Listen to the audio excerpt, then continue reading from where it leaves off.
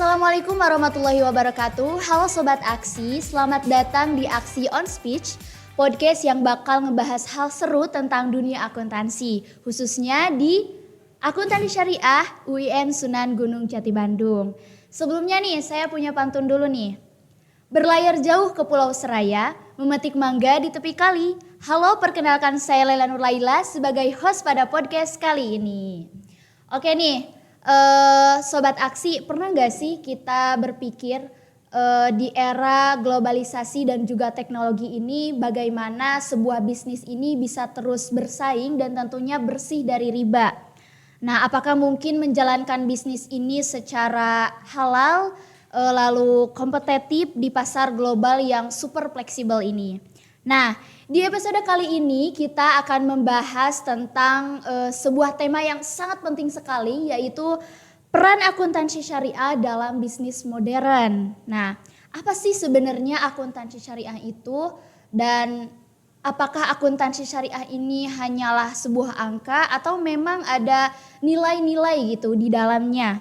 Dan bagaimana juga akuntansi syariah ini bisa membawa bisnis kita ini tidak hanya pada keuntungan ekonomi tetapi juga membawa keberkahan bagi kita semua. Stay tune ya teman-teman, karena pada episode kali ini kita tidak hanya membuka pikiran tetapi kita juga bisa sambil ngopi nih teman-teman. Ngopi itu adalah ngobrol perkara ilmu terkait akuntansi. Nah, yang dimana nantinya akan memberikan impact gitu kepada teman-teman ingin cepat-cepat gitu untuk menerapkan prinsip akuntansi syariah ini pada bisnis teman-teman. Nah, langsung aja teman-teman kita sambut gitu tamu yang sangat spesial dan luar biasa ini, dan tentunya beliau adalah sosok yang selalu menjadi panutan dan juga memiliki peran penting gitu bagi aktivitas akademik di Akuntansi Syariah UIN Sunan Gunung Jati Bandung. Siapa lagi kalau bukan Bapak II Ruhimat MAG.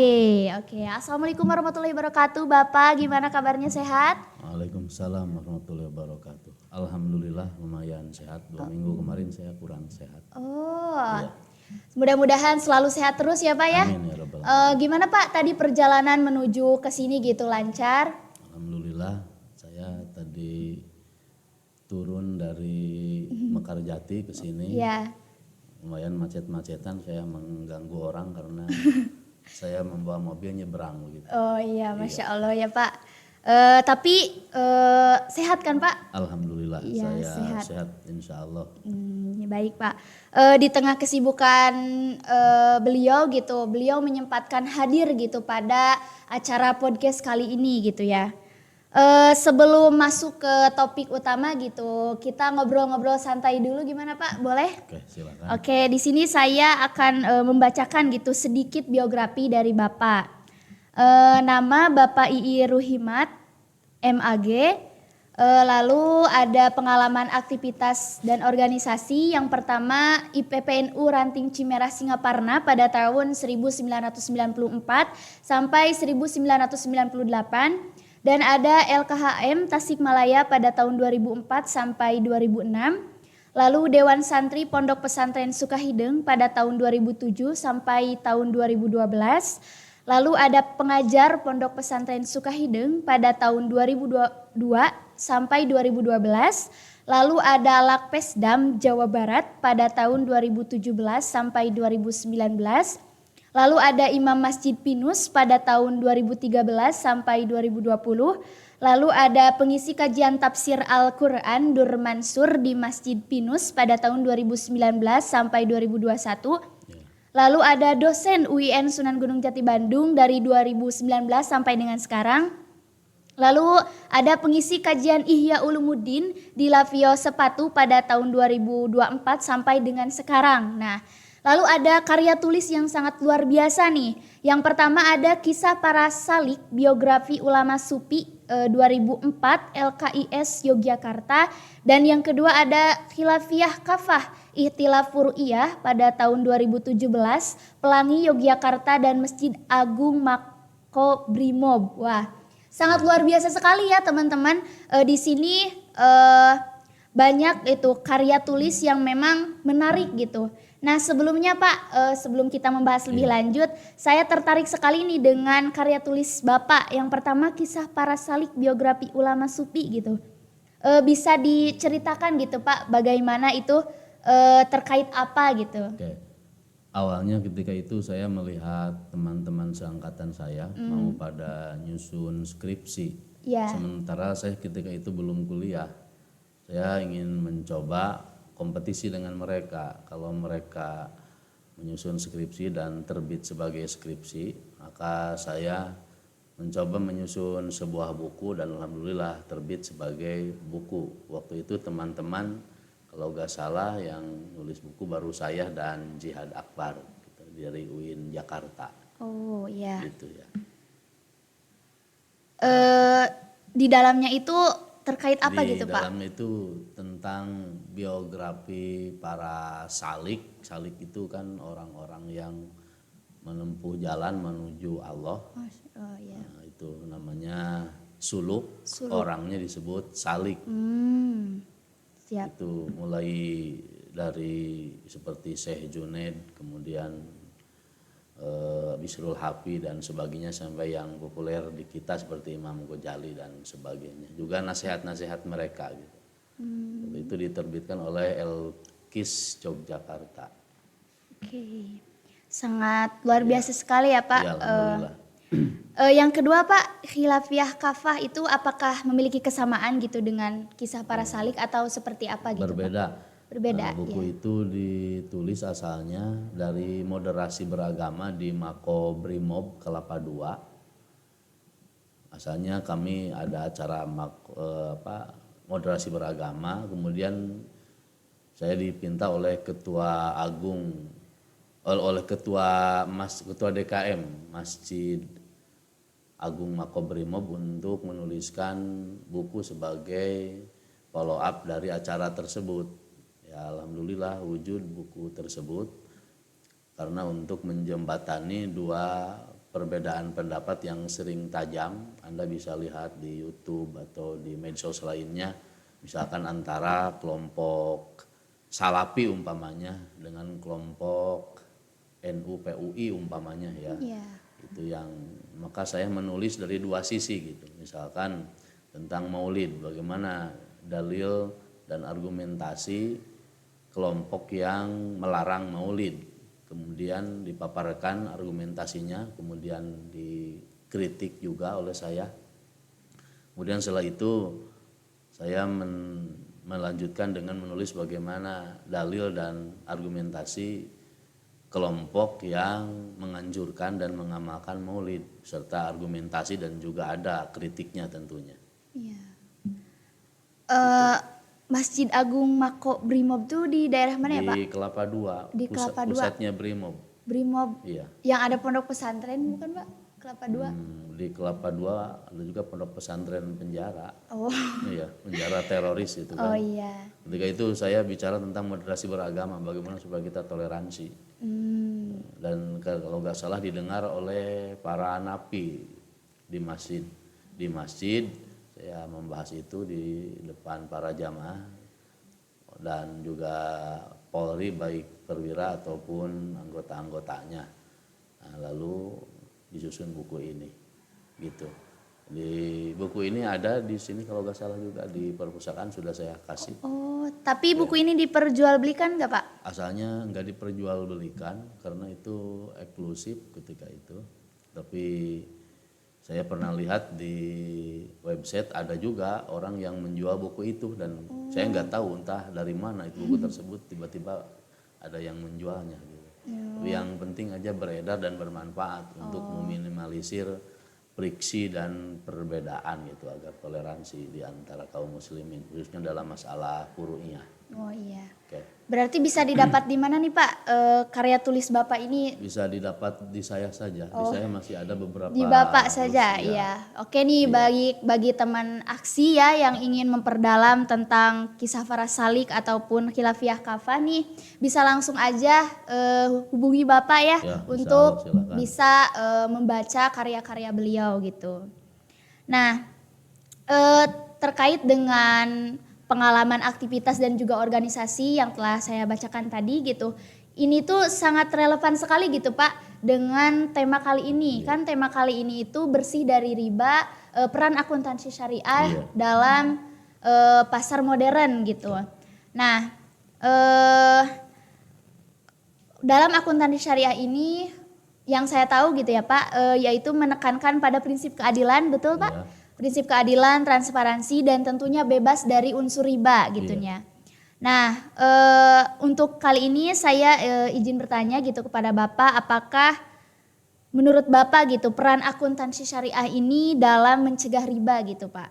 Jadi akuntansi syariah ini dalam mencegah riba di dalam bisnis ataupun di dalam lembaga keuangannya itu seperti apa gitu Pak?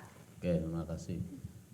Akuntansi syariah kan ada dua kata, satu akuntansi, yang kedua syariah. Syariah, ya betul. Kalau Pak. akuntansi ilmunya kan sama dengan yang konvensional juga kan gitu. Sehingga salah satunya dosen kita misalkan Pak Wadek 3 ya, Bapak Dr. Kadar mengatakan apa sih bedanya akuntansi di Unpad dan di UIN Bandung kan dan di UGM kan sama saja sama. gitu. Nah, teorinya kan sama, bahkan kalau teorinya saling menyalahi itu kan bukan ilmunya mungkin tidak benar gitu kan. Kalau teorinya saling menyalahi, kecuali ada hal-hal tertentu yang boleh berbeda. Nah yang terpenting itu ada kata syariahnya itu kan.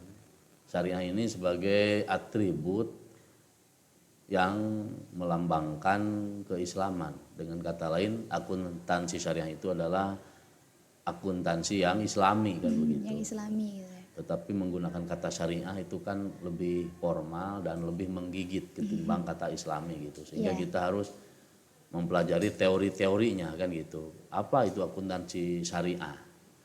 Nah, pada hakikatnya akuntansi syariah itu lebih kepada orang-orangnya atau akuntannya.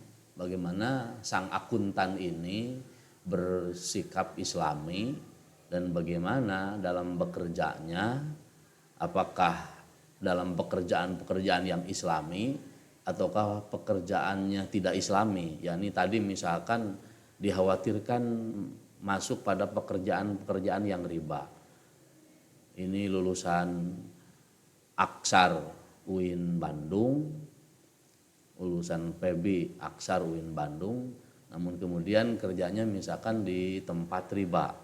Nah itu kan, nah seyogianya kan tidak demikian, ya gitu kan. Dan seyogianya juga supaya tidak fobia, nanti pertanyaan untuk saya bisa pendek Anda itu, atau bisa bertambah lagi pertanyaannya, boleh saja. Siapa? Hingga pertanyaan-pertanyaan yang akan Anda sampaikan misalkan sudah terjawab dari awal gitu.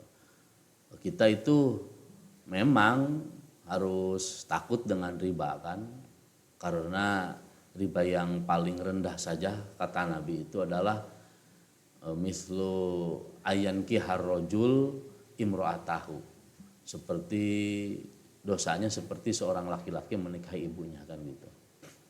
Memang riba ini menakutkan, bahkan Quran Al-Baqarah ayat 275 gitu ya sampai 281 kalau gak salah. Itu ayat larangan yang paling panjang di Quran tentang suatu dosa yang dilarang. Kalau larangan zina kan cukup dengan wala taqrabu zina kan gitu. Ada alasannya sedikit, innahu kana fahisatan wa sa'a sabila. Jangan mendekati zina karena itu adalah fahisah, buruk, dan wa sa'a sabila, dan cara-cara yang jelek yang dilakukan. Nah, kalau tentang riba ini kan panjang banget.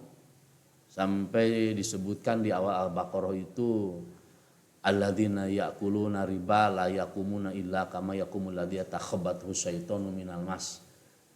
Pelaku pemakan riba itu seperti orang yang kesurupan setan kan begitu. Dan tidak ada ayat lain yang seperti ini dalam suatu larangan. Kemudian masih kekeh misalkan ya melakukan riba. Al-Quran mengancam Fa'dhanu biharbin minallahi wa rasuli. Sudah, serukan saja untuk perang melawan Allah dan Rasulnya. Karena memang dalam riba itu terdapat kejahatan ekonomi yang luar biasa. Begitu kan. Sehingga berkali-kali diulang-ulang Fattaku dan sebagainya tentang larangan riba ini. Kalian harus takut, harus takut. Bagaimana ke depan nanti di akhirat. Apalagi kalau kita buka tafsir-tafsir mengenai ayat-ayat yang cukup panjang tersebut, sangat menakutkan gitu. Nah, tetapi masalahnya kita harus menentukan, kemudian memberikan identifikasi riba itu yakin haramnya, yang menentang haram riba itu kufur. Kalau melakukan riba saja tidak menentang tapi melakukan, yakni meyakini riba haram namun dia tetap melakukan, yaitu dosa. Tapi kalau menentang bahwa riba itu adalah tidak haram jadi kufur.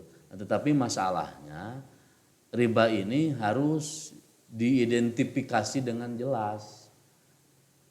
Riba memang haram, tetapi mana saja sebenarnya medan-medan riba itu, kemudian mana saja gitu hal yang dianggap kontroversi di dalam medan-medan itu, karena banyak yang dicurigai riba atau dibantah bahwa itu bukan riba gitu. Nah, nanti para akuntan kan akan takut bekerja, misalkan takut bekerja di perbankan, takut bekerja di koperasi misalkan. Nah, itu riba itu harus dilihat dengan teorinya yang menyeluruh, teorinya yang universal gitu. Bukan teori yang sepotong-sepotong yang kemudian meninggalkan perbankan, meninggalkan berbagai bisnis yang di sana akuntansi terlibat, sehingga kita menjadi percuma kuliah gitu kan. Betul, di akuntansi. Nah, gitu. Ya, jadi riba ini sangat bahaya sekali gitu ya Pak.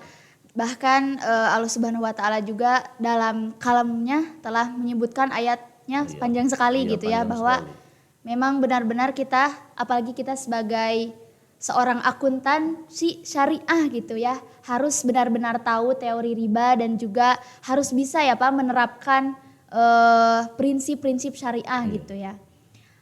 Terkait riba nih Pak, apakah ada batasan gitu Pak, batasan-batasan riba itu sendiri gitu, misal ada riba yang memang kontroversi ya gitu, seperti apa gitu Pak? Ya. Nah, ini pertanyaan-pertanyaan ini sangat penting sekali, sebab kan akhir-akhir ini mohon maaf tidak niat kita untuk menyudutkan siapapun, kelompok manapun. Misalkan ada para anak-anak muda ya, generasi milenial yang masuk ke suatu kelompok, suatu apalah, bukan organisasi namanya, suatu kelompok aja. Nah, tiba-tiba setelah masuk dari kelompok itu, mereka misalkan pada resign dari bank milik negara, dari bank BUMN gitu kan, dengan alasan itu riba saja gitu kan. Nanti dampaknya kan akan rusak. Rusaknya apa? Perbankan malah dikuasai oleh, tanda petik, oleh orang lain gitu. Tanda petik ya, oleh orang lain. Karena walaupun sama bangsa, sama negara, kita tetap hakikatnya hidup ini kan kompetisi ya gitu. Betul. Jadi orang-orang kita, orang-orang generasi milenial yang muslim nanti malah menghindari bank-bank konvensional misalkan. Nah, nanti kemudian bekerja yang penting halal, walaupun penghasilannya sangat sedikit, dia akhirnya capek gitu, keluarga tidak terurus. Padahal pekerjaan yang dia tinggalkan pun belum tentu hitam putih sebagai riba kan begitu. Betul Pak. Nah, oleh karena itu banyak pertanyaan-pertanyaan. Bagaimana itu tentang bank konvensional kan begitu. Nah, itu bagaimana? Nah, kalau bank syariah ya sudah jelaslah dengan labelnya bank syariah, walaupun tetap ada kritikan kan, tidak lepas dengan kritikan terhadap bank syariah ini, walaupun mungkin orang setengah tidak suka atau bagaimana menyebut justru bank syariah itu lebih riba katanya begitu. Ada kan, coba aja lihat di medsos ini fakta di lapangan. Tetapi kita kan tidak boleh gentar, tetap harus di garda terdepan untuk memperbaiki dan memberikan kemaslahatan. Karena Islam ini sangat universal, solihun likuli zamanin wa makanin. Universal untuk setiap waktu dan setiap kesempatan. Sekarang ada perbankan, maka kita harus menjawabnya dengan Islamic Bank kan gitu. Betul Pak. Nah, kemudian bank syariah, BSI kan sekarang ada ya, Bank Iya. Syariah Indonesia. Nah, ini lapangan-lapangan orang-orang akuntan syariah ke depannya. Bahkan dari sekarang. Nah, apakah tentang bank konvensional ini? Nah, ini ada beberapa pendapat sebenarnya, kita harus jujur. Saya buka-buka di website mencari jurnal-jurnal berbahasa Arab. Ada 4 pendapat ulama besar modern tentang bank konvensional, terutama bank milik negara, BUMN. Pertama pendapat Imam At-Tantawi. Imam Tantawi ini kan penulis tafsir. Iya. Nah, menurut beliau dalam pendapatnya, kalau saya terjemahkan ke bahasa Indonesia begini, setelah saya mempelajari, tadinya katanya saya memberikan status hukum haram terhadap bank-bank konvensional. Namun setelah saya mempelajarinya, ternyata di bank konvensional itu lam ajid riban. Saya tidak menemukan riba. Jadi nggak ada riba katanya. Itu kata Syekh Tantawi. Iya. Dan ini bukan orang sembarangan, beliau kan rektor Al-Azhar. Betul. Iya. Kalau rektor UIN saja berfatwa seperti itu bisa kita perhitungkan ya. UIN kita misalkan, kita levelnya di nasional, apalagi kalau Al-Azhar sudah internasional kan begitu. Berarti kata beliau tuh tidak ada riba Tidak gitu ada ya. riba di bank konvensional itu. Kata Tapi Syekh Tantawi. ya, tapi gimana ya Pak? Menurut teori-teori Nah, kemudian ataupun iya. jadi sering sekali gitu menyebutkan bahwa di bank konvensional itu memang ada unsur ribanya Iya, gitu Pak. maka nanti kita harus dipelajari sedikit detail gitu. Oke. Iya. Iya. Tapi yang memang sudah pasti tidak ada ribanya itu di bank syariah gitu ya Pak. Iya, sudah Bank pasti, syariah iya. konvensional, bank syariah, Bank syariah ya. ya. Terkait bank gitu ya Pak, bank syariah gitu. Untuk orang tua saya sendiri gitu ya Pak, beliau tuh kebingungan gitu antara bank konvensional dan bank syariah gitu. Iya. Jadi apalagi di daerah saya itu masih sedikit gitu Pak tentang ada bank syariah itu, apalagi tidak ada sosialisasi ataupun apa gitu dari bank syariahnya sendiri gitu. Nah, itu tuh menjadi kendala atau bagaimana gitu dari bank syariahnya sendiri gitu Iya. Pak. Nah, itu memang namanya juga kan hal yang baru kan. Iya. Ya perlu perjuangan dari bankir-bankir syariah gitu, dari orang-orang bank syariah untuk menjelaskan ke masyarakat. Nah, karena kalau bank konvensional saja gitu kan, tadi beda pendapat, misalkan tadi sebutkan saya Syekh Tantawi ya. Iya, Syekh Kata beliau Tantawi. itu bank konvensional tidak termasuk riba. Nah, kemudian memang beliau ini dibantah oleh muridnya kalau nggak salah saya Yusuf Qaradawi. Syekh Yusuf Qaradawi. Iya, sudah pada meninggal dunia beliau.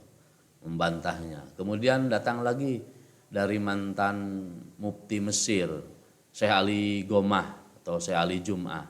Kata beliau bahwa bank konvensional itu tidak riba. Nah, kemudian oleh ulama sejamannya dibantah juga oleh Syekh Wahbah Zuhaili. Iya. Itu dalam bank konvensional katanya ada unsur riba nasi'ah kata beliau. Nah, empat orang ini kan ulama besar yang diperhitungkan. Bagi saya mahasiswa akuntansi silahkan memilih. Kalau misalkan punya kecenderungan sependapat dengan Syekh Tantawi, kemudian dengan Syekh Ali Jum'ah, maka akan leluasa bekerja di bank-bank konvensional sekalipun. Baik. Kalau kita mengambil pendapat Yusuf Qaradawi dan Syekh Wahbah Zuhaili, ya memang tidak bekerja di bank-bank konvensional. Tetapi seperti saya tadi janjikan ya, kita harus sedikit detail gitu mempelajari tentang riba ini. Kan begini, salah satu kaidah umum riba itu kullu qardin jaronaf andil mukrid bahwa riba. Setiap pinjam meminjam yang memberikan manfaat kepada si pemberi pinjaman adalah riba. gitu kan. Setiap setiap pinjam meminjam yang memberikan manfaat kepada si pemberi pinjaman adalah riba. Jadi gampangnya secara mudah bank memberikan pinjaman kepada kita 100 juta, kemudian ada bunganya misalkan sampai berapa persen. Maka bunga itu adalah riba, itu secara mudah demikian. Nah, tetapi kaidah tersebut ditelisik lagi, perkosakatanya dianalisa lagi. Sebab begini, kalau kita perkosakata coba kita terjemahkan, kullu qardin, setiap pinjam meminjam, jarro naf'an, yang menarik memberikan manfaat, lil mukrid, kepada individu, kepada seorang pemberi pinjaman. Al mukrid itu isi mufrad. Kalau bahasa kalian itu mungkin namanya singular, bukan plural. Enggak mukridin. Jadi lil mukrid, memberikan manfaat kepada seorang pemberi pinjaman. Bahwa riba, maka itu baru riba. Kemudian dikasih mafhum. Bagaimana mafhumnya? Kalau yang memberikan pinjaman itu banyak orang. Banyak orang. Tadi mau untuk perorangan iya, gitu perorangan. Ya? Kalau untuk banyak orang sih. Kalau banyak orang. Nah, kalau banyak orang maka itu tidak riba. Misalkan gini, bank konvensional yang milik pemerintah. Itu kan yang meminjamkan itu bukan seorang, bukan individu, tetapi orang satu negara kan. Betul kan? Betul. Maka tidak riba. Dalam menurut pemahaman dari teori itu. Tapi kalau tidak mau dikasih mafhum, tetap aja kayak tadi, yang penting memberikan manfaat kepada si pemberi pinjaman. Ya gak apa-apa. Cuman ada pendapat yang kedua dengan menganalisa kata al-mukrid, lil mukrid artinya seorang yang memberikan pinjaman, kemudian di mafhum, bagaimana kalau banyak orang yang memberikan pinjamannya? Misalkan bank milik BUMN, itu kan punya kita juga. Atau misalkan Anda punya koperasi. Di koperasi kan ada pinjam meminjam, dan itu kan ada bunganya. Itu kan untuk manfaat bersama, maka itu tidak riba. Tidak riba. Iya. Berarti kalau pinjamannya milik bersama gitu tidak ada unsur riba. Tidak unsur riba. Tapi kalau individu ada riba. Ada riba gitu ya. Dari teori tersebut. Nah gitu. Makanya guru saya memberikan dua silogisme. Silogisme pertama bagi yang mengatakan bahwa bank konvensional pun tetap riba atau pinjam meminjam di koperasi juga tetap riba. Silogisme pertama gini, al bank katanya jarro naf'an lil mukrid, kullu qardin jarro naf'an lil mukrid bahwa riba yuntaju ana bank riba. Bank itu memberikan pinjam meminjam yang bermanfaat untuk bank itu sendiri. Jadi ngambil bunga. Ya. Kemudian kaidahnya, premisnya, setiap pinjam meminjam yang memberikan manfaat kepada sang pemberi pinjaman adalah riba. Konklusinya, bank adalah riba. Nah gitu kan, itu yang pertama. Yang kedua, laukanal banku jarro naf'an lil mukrid lakana riba. Seandainya bank memberikan pinjaman yang bermanfaat kepada seorang pemberi pinjaman, pasti riba. Lakinnahu laisa kadzalik, tapi faktanya tidak demikian. Karena bank seperti BRI itu kan orang banyak yang ngasih pinjaman kepada kita kan. Berarti tidak riba. Lakinnahu laisa riba. Yuntaju anna bank laisa riba. Laisa birriba. Maka kesimpulannya bank itu tidak riba. Tidak riba. Ya, jadi perlunya pengetahuan detail seperti ini supaya orang-orang akuntan syariah, lulusannya, supaya tidak takut, tidak fobia dengan lapangan kerjanya, gitu. Baik. Dan juga orang yang sudah duduk di perbankan, bekerja di perbankan, di bank-bank pemerintah terutama, maka itu dengan tenang juga bisa karena ada pendapat. Yang dipegang pendapatnya sekali lagi, gini, riba itu haram pasti. Nah, tetapi spesifikasinya maka kita harus jelas juga. Kalau ada ranah-ranah yang kontroversi di zaman seperti ini kita sedikit memaklumi atau bahkan memaklumi gitu. Nah gitu. Jadi teman-teman gitu, bank konvensional ini ada yang berpendapat gitu ya bahwa tidak adanya unsur riba gitu. Jadi kita gitu ya sebagai lolosan akuntansi syariah Lulusan ya. lulusan akuntansi syariah ini bisa-bisa aja gitu ya Pak bekerja di bank konvensional gitu. Jadi terkait ribanya ada yang berpendapat tidak ada gitu unsur riba. Iya, tetapi kita harus lihat tadi apakah bank tersebut milik bersama. Nah iya itu betul. dilihat. Karena kan manfaatnya untuk bersama. Kalau betul. manfaatnya individual, misalkan Anda sendiri namanya Laila ya. Iya. Misalkan Laila Finance. Ya itu disebut tukang renten pantas. Laila Finance karena keuntungannya untuk Anda kan gitu. Untuk keluarga Anda. Berarti kayak bank jadi-jadian gitu ya, Ya Pak? gitu. Mohon maaf, Oke, baik. kayak Bang Amuk namanya Pak. Oh, emok. Oh Bang Amok ya. Oh iya betul. Yang membuat para suami jadi amuk-amukan gitu. Betul sekali Pak.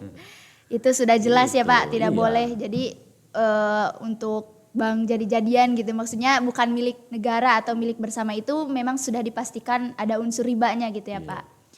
Tetapi untuk bank syariah sendiri gitu, yang dimana sudah kita ketahui bahwa label syariah itu memang sesuai dengan Al-Quran dan hadisnya Pak.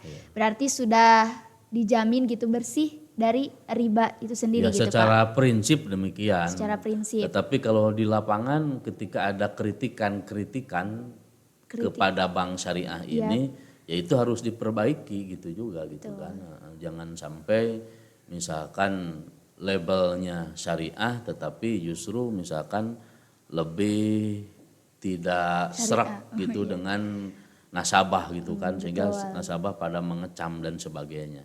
Itu kan perbaikan bersama, jangan ya ini lapangan-lapangan buat kita ke depan PR gitu kan. Bagaimana justru katanya di Uni Eropa katanya perbankan yang menggunakan sistem syariah itu laku katanya gitu kan. Aneh kalau di kita malah jadi sepi gitu kan. Saya kalau nggak salah gitu sebelum lengser dari wakil presidennya Kiai Haji Ma'ruf Amin, beliau itu kan ketuanya perbankan syariah ya. Iya. Ya. Beliau sempat menyatakan memang banyak godaannya, banyak penyakitnya. Banyak yang mengganggunya di bank syariah ini memang karena tantangan. Dan apa yang saya sampaikan tadi ya tentang Syekh Tantowi, kemudian Syekh Ali Jum'ah di satu sisi kan yang menyatakan bank konvensional itu tidak riba. Nah kemudian di sisi lain Syekh Ali Jum'ah, Yusuf Qaradawi dan siapa lagi tuh Yusuf Al-Qaradawi dan Tantowi. Di satu sisi yang melarang yang tidak setujunya ada Syekh Yusuf Qaradawi dan Syekh Wahbah Zuhaili itu. Nah, itu perbedaan pendapat kan gitu.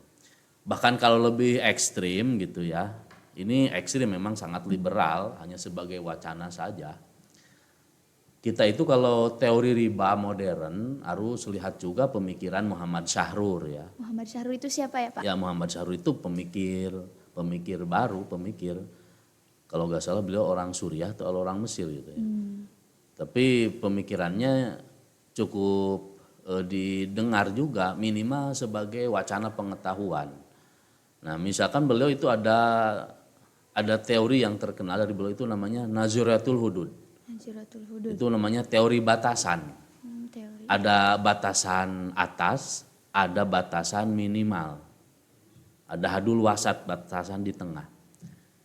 Misalkan secara sederhana saja, secara singkat saja.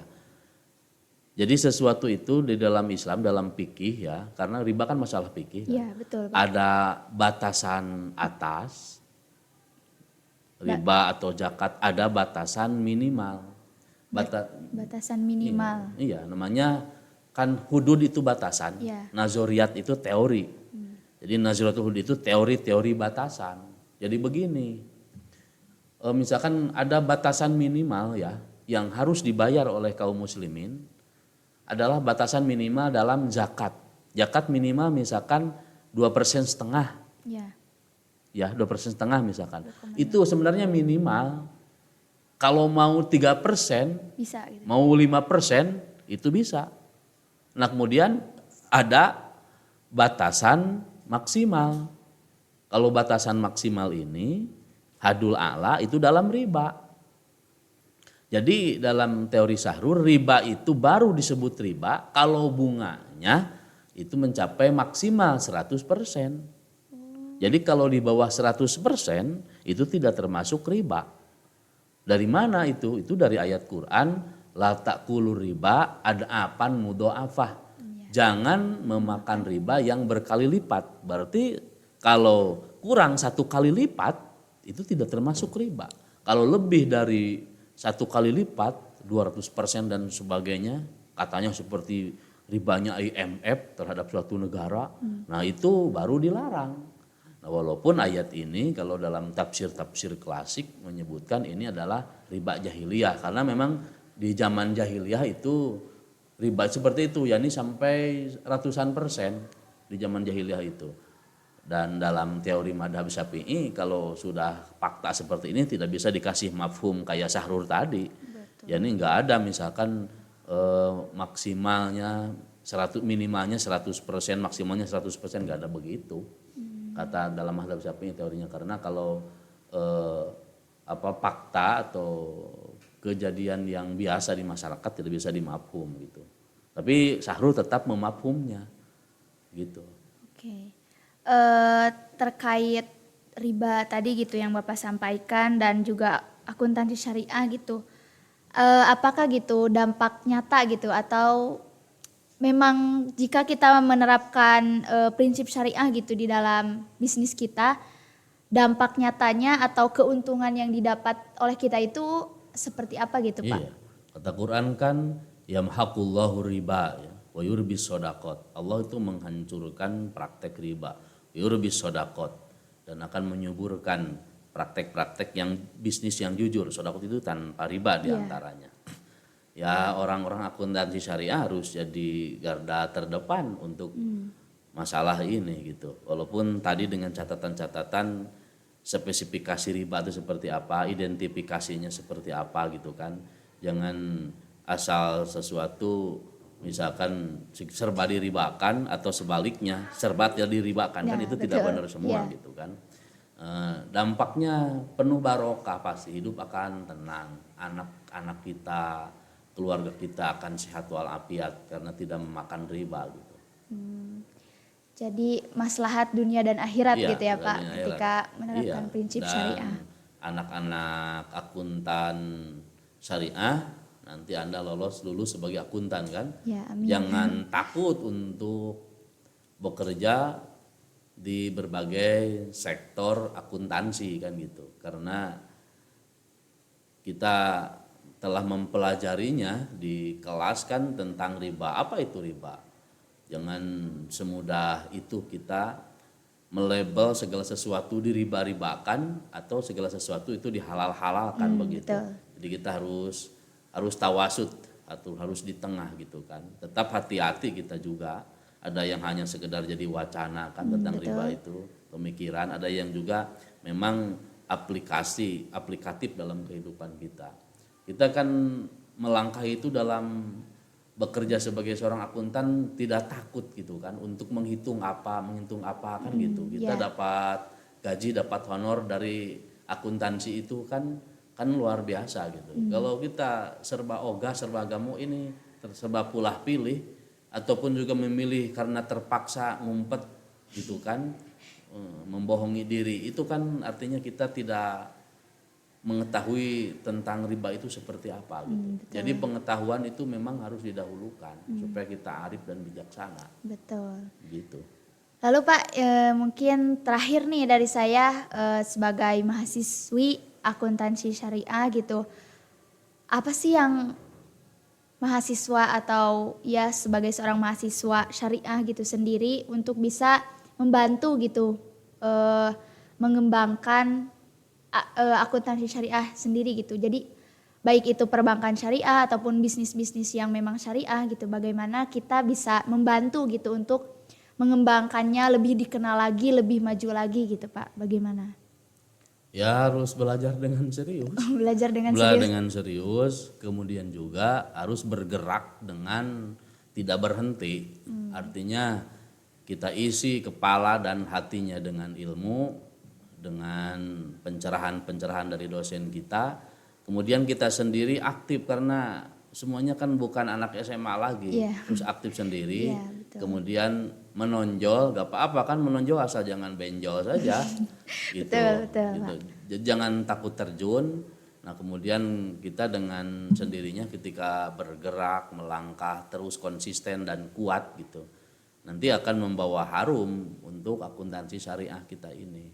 Dari mahasiswa itu kan proaktifnya yang penting. Dan kemudian yang lebih penting lagi bagi siapapun akan dilihat adalah di saat Anda sudah menjadi lulusan. Kalau santri yang hebat, santri umpamanya, Ya. yang hebat itu akan dilihat bagaimana ketika dia sudah menjadi alumni. Sama betul.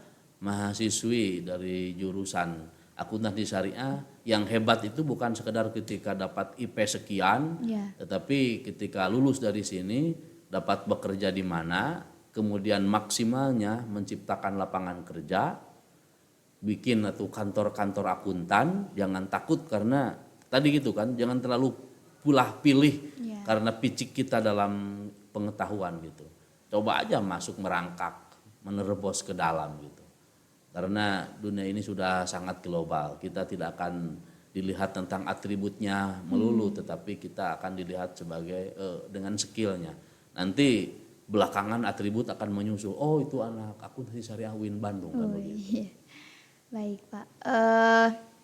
Jadi mungkin teman-teman bisa disimpulkan gitu ya bahwa yang pertama itu dari peran akuntansi syariah dalam riba itu memang jika kita mengambil dari dua sisi ya, bank itu bank konvensional ataupun bank syariah, ternyata memang ada gitu pendapat yang menyatakan bahwa bank konvensional ini tidak ada unsur riba ya kan Pak, betul. Tapi memang kita harus lebih hati-hati lagi, lebih teliti lagi gitu ya, jangan sampai yang riba disyariahkan, yang syariah diribakan. Terutama gitu. yang diidentifikasi tidak riba itu bank konvensional milik negara gitu. Nah, iya. Gitu.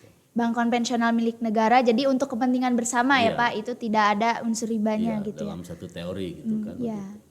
Lalu untuk peran kita gitu sebagai seorang mahasiswa, baik itu jurusan akuntansi syariah sendiri maupun yang lainnya gitu, bahwa kita harus bisa menjadi agen of change gitu, agen perubahan gitu ya bagi khususnya gitu bagi produk-produk yang berlabelkan syariah gitu. Jadi kita jangan takut untuk terjun, untuk bisa ikut andil gitu di berbagai bidang yang memang itu benar-benar sudah ada label syariahnya gitu. Nah di sini saya mengutip satu kesimpulan gitu ya Pak, bahwa bersih dari riba ini merupakan salah satu prinsip fundamental gitu Pak, betul? Prinsip fundamental yang memang dalam ekonomi Islam ini berkelanjutan untuk menjaga keberkahan dan juga keadilan gitu ya Pak dalam transaksi keuangan gitu ya. Jadi sudah dipastikan lagi gitu bahwa prinsip syariah ini tidak hanya membawa kesuksesan pada dunia ekonomi tetapi juga keberkahan gitu ya. Itu sangat penting sekali gitu untuk keberkahan bagi kita karena sejatinya kita memang diciptakan untuk beribadah kepada Allah Subhanahu wa taala dan kita juga dianjurkan gitu untuk mencari nafkah dengan cara yang halal dan juga itu akan berpengaruh gitu kepada keberkahan dan juga keselamatan gitu bagi keluarga turunan kita nanti gitu ya Pak. Nah, harapannya mungkin Sobat Aksi di sini sistem akuntansi syariah ini diharapkan terus berkembang gitu ya Pak. Terus berkembang mengikuti dinamika bisnis modern gitu tanpa meninggalkan nilai-nilai syariah gitu. Nah, mungkin terima kasih kepada Bapak yang telah menyempatkan hadir gitu pada podcast kali ini ya Pak. Yang telah memberikan banyak sekali ilmu gitu mengenai, kalau saya singkat sebagai ngopi gitu ya Pak, ngobrol perkara ilmu akuntansi gitu ya. Jadi Bapak sudah memberikan banyak sekali terkait itu dan tentunya semoga gitu ya apa yang Bapak sampaikan ini bisa memberikan manfaat gitu. Khususnya bagi saya, umumnya bagi teman-teman Sobat Aksi maupun luar Aksi gitu ya. Nah, dan mudah-mudahan Bapak sehat terus Pak, panjang umur dan Amin, bisa menebar manfaat gitu terkait syariah gitu ya Pak. Insyaallah. Nah, dan buat teman-teman semoga dari podcast kali ini bisa mengambil ilmunya, wawasan baru gitu terkait ngopi. Lagi-lagi saya jelaskan ngopi ya. Ngobrol perkara ilmu akuntansi yang dimana dalam podcast kali ini bisa teman-teman aplikasikan gitu, tidak hanya didengarkan saja. Nah, mungkin podcast kali ini dicukupkan sekian ya Pak. Mudah-mudahan dengan adanya podcast kali ini teman-teman bisa membuka jendela baru, keberanian baru untuk melangkah lebih maju gitu ya. Nah, dan teman-teman ini itu bukan episode terakhir ya, bukan episode terakhir dari podcast kali ini. Karena akan ada episode-episode berikutnya yang tentunya akan menghadirkan topik-topik yang luar biasa gitu terkait dunia akuntansi. Nah, dan sampai jumpa di episode berikutnya. Dan saya Lela Nurlaila sebagai host di podcast kali ini pamit undur diri. Terima kasih. Wassalamualaikum warahmatullahi wabarakatuh. Waalaikumsalam.